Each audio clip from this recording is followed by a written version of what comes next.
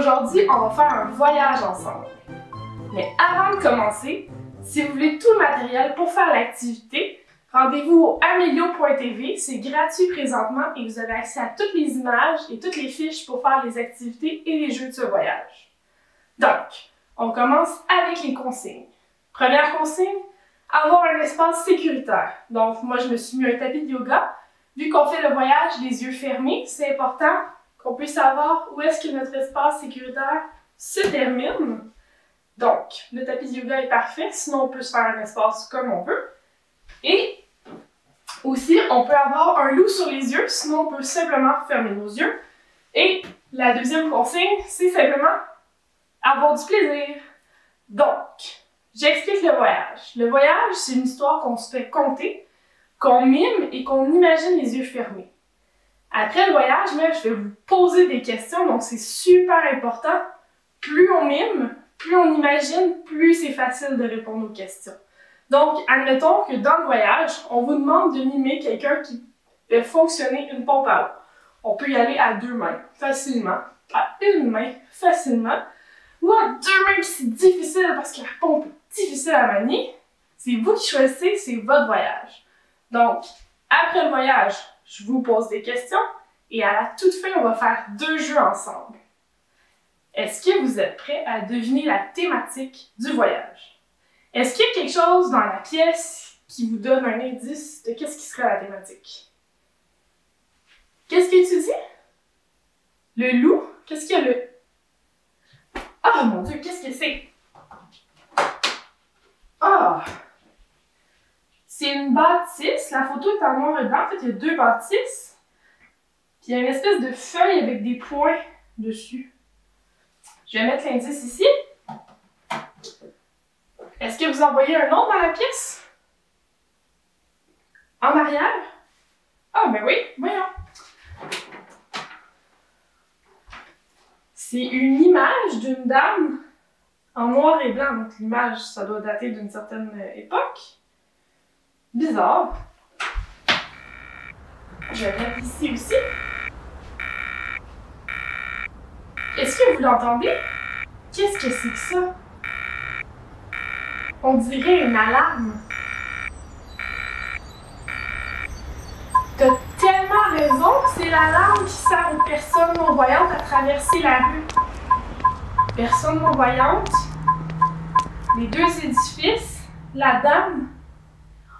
On parle d'Hélène Keller aujourd'hui. C'est une des premières sourdes, muettes et aveugles à avoir terminé un diplôme universitaire. Ah, ça va être vraiment le fun! Donc, est-ce que vous êtes prêts pour le voyage? On se rappelle, plus on mime, plus on imagine, plus ça va être facile de répondre aux questions par après. Je lance le voyage. Tu es la petite Hélène Keller. Position de départ, couchée. Tu es confortablement installée dans le noir. Tu te sens bien. Tu perçois une légère vibration, comme un petit tourbillon qui t'enveloppe et t'enrobe. Tu sens que le corps devient de plus en plus léger, tellement que tu te sens flotter tout près du sol. Le cœur est heureux. Tu as l'impression que tu grandis, grandis, grandis. Plus tu grandis, plus tu te sens bien, confortable. Tu sens à nouveau le sol sous le corps.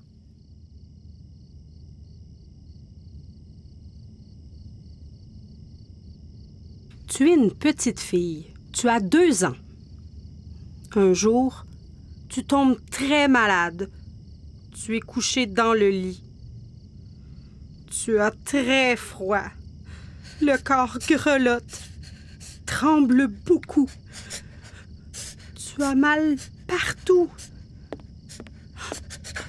Maman vient te couvrir avec une autre couverture. Tu restes au lit plusieurs jours. Tu dors beaucoup. Tu te réveilles. C'est le matin. Tu t'étires. Tu ouvres les yeux. Tu ne vois que du noir. Tu te frottes les yeux avec les mains. Les yeux ne fonctionnent plus. Tu ne peux plus voir. Tu as perdu la vue. Tu es aveugle. Tu commences à pleurer. Maman te touche, tu sursautes. Tu ne l'avais pas entendu. Tu touches sa main, son bras, son épaule. Tu cherches sa bouche avec la main. Elle bouge les lèvres. Mais tu n'entends rien. Tu as perdu l'ouïe. Les oreilles ne te permettent plus d'entendre. Tu es sourde. Tu es très, très inquiète. Le temps passe. Tu grandis. Tu as maintenant 8 ans. Tu es toujours aveugle. Tu es toujours sourde. Tu ne parles pas non plus. Tu n'as pas pu apprendre à parler. Tu es maintenant assise à la table. Tu as soif. Tu touches la table avec les mains. Tu cherches quelque chose à boire. Tu avances la main. Oh, tu accroches quelque chose de dur. Tu touches à la table. Oh non. Tu sens le liquide partout. La table est mouillée. Tu prends le verre. Tu le portes à la bouche. Oh, il est vide. Tu as tout renversé. Tu te fâches. Tu prends le verre. Tu lances le verre. Tu te lèves brusquement. Maman vient et te tient les épaules. Tu repousses ses bras. Tu es en colère. Tu veux sortir de la cuisine. Tu avances en touchant partout autour de toi. Ouch! Tu te cognes la jambe contre une chaise. Tu prends la chaise et tu la jettes par terre. Ah, ça fait mal. Tu pleures. Tu sens une grosse boule de colère dans le ventre. Tu te touches le ventre. Tu te mets en petite boule par terre. Et tu te mets à pleurer. Tu pleures. Quelqu'un s'approche. Une femme. Elle te touche les cheveux. Elle te prend la main. Elle te replie les doigts. Tu enlèves la main. Tu as peur. Tu prends une poupée, ta préférée, et tu la serres fort contre toi.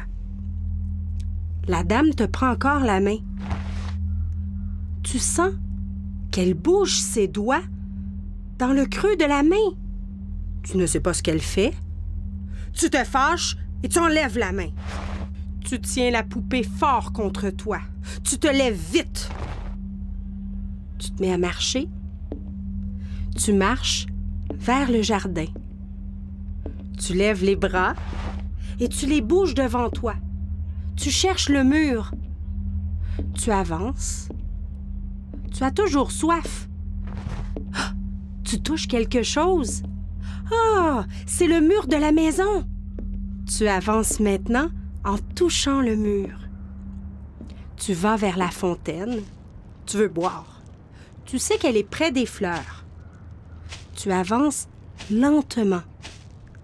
Ici, tu touches la fontaine, tu déposes la poupée au sol et tu commences à pomper l'eau.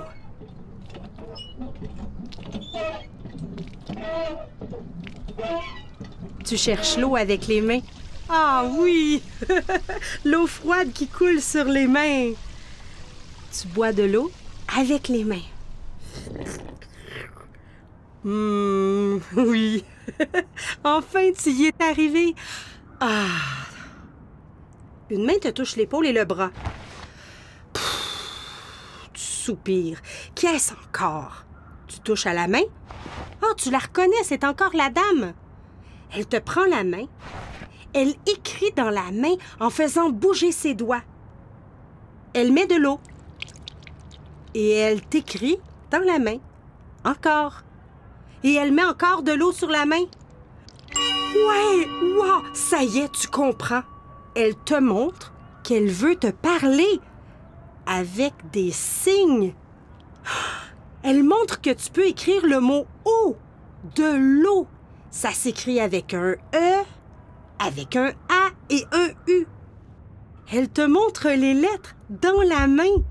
Tu es excitée. Tu as le cœur qui bat très fort. Tu cherches la poupée au sol en tâtonnant, en cherchant ici et là avec les mains. Ah, ici. Tu lui donnes. Tu respires fort. Elle prend la main et fait d'autres lettres. Oui! Elle te montre comment écrire le mot poupée. Tu peux apprendre les mots et les lettres. Tu serres fort la poupée dans les bras. Tu ressens la joie, tu sautilles sur place. Tu veux apprendre encore et encore plein de choses. Tu peux enfin communiquer.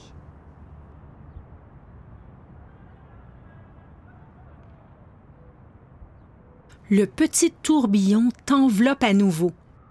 Tu te sens flotter. Tu te sens bien.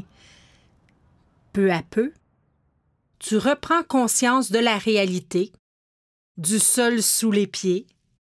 C'est maintenant le temps de revenir, ici et maintenant, disposé à vivre de nouvelles aventures. J'espère que vous avez aimé le voyage sur Hélène Keller. Moi, ça m'a vraiment plu. Est-ce que vous êtes prêts maintenant pour les questions? Première question.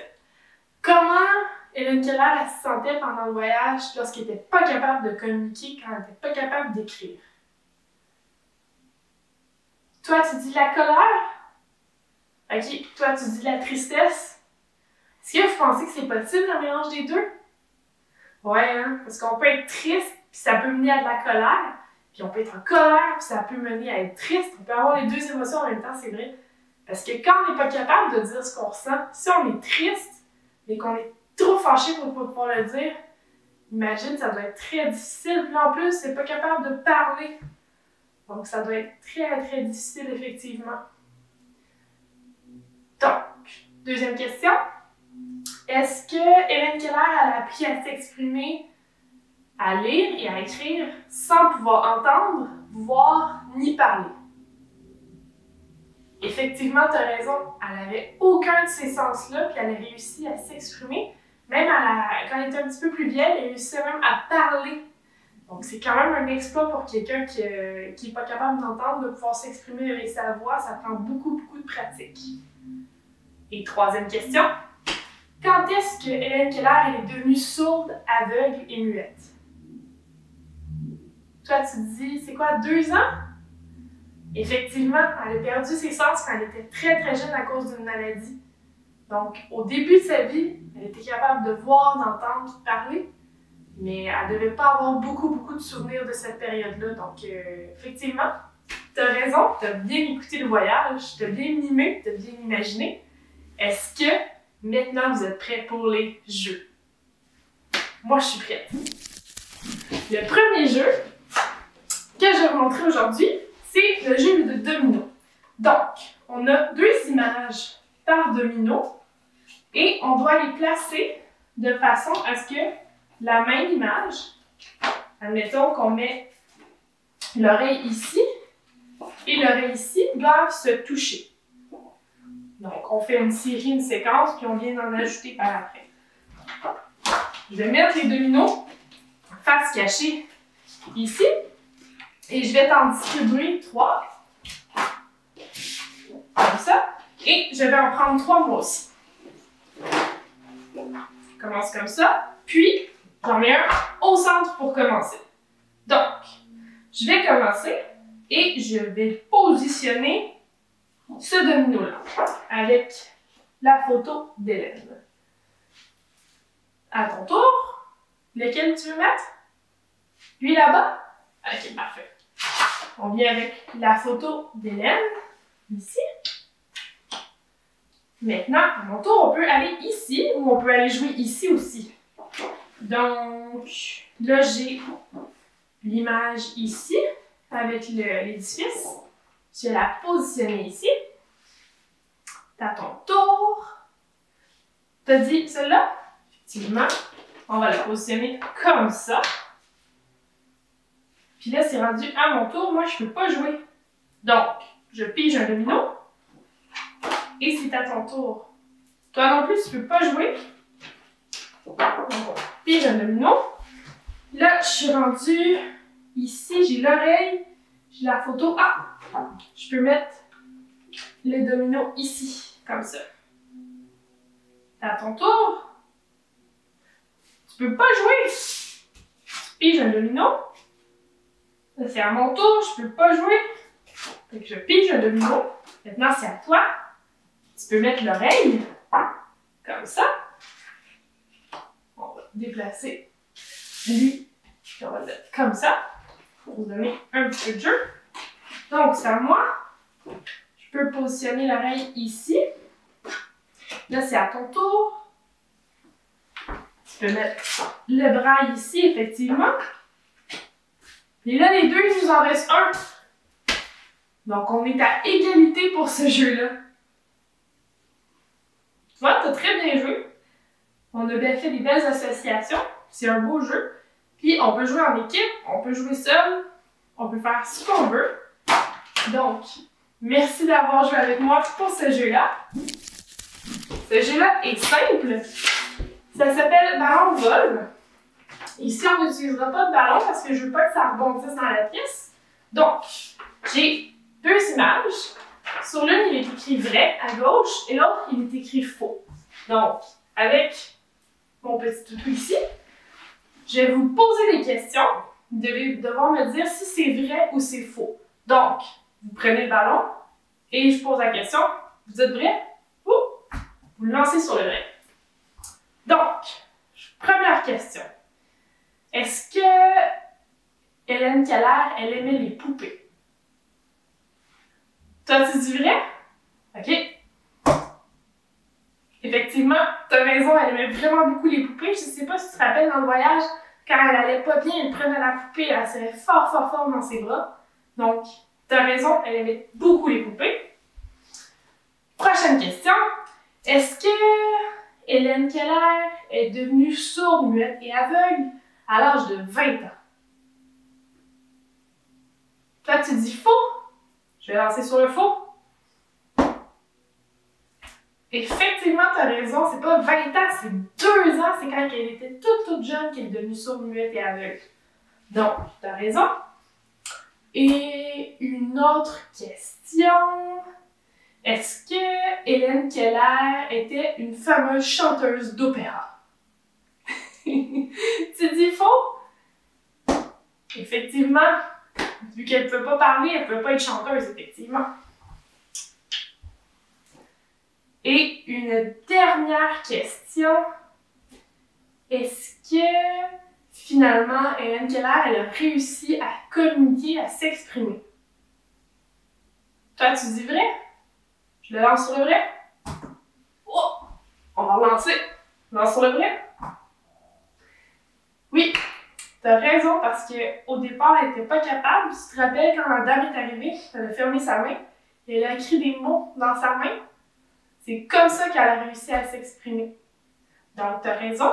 Si vous voulez plus de questions pour jouer à ce jeu-là, il y a la fiche qui est disponible sur le amelio.tv. J'espère que vous avez eu du plaisir à jouer avec moi aujourd'hui, à faire le voyage sur Hélène Keller, à découvrir c'est qui cette grande dame-là. Donc, si vous voulez avoir accès à d'autres activités, amelio.tv, c'est gratuit présentement. On se voit bientôt pour un autre voyage. Bye les amis!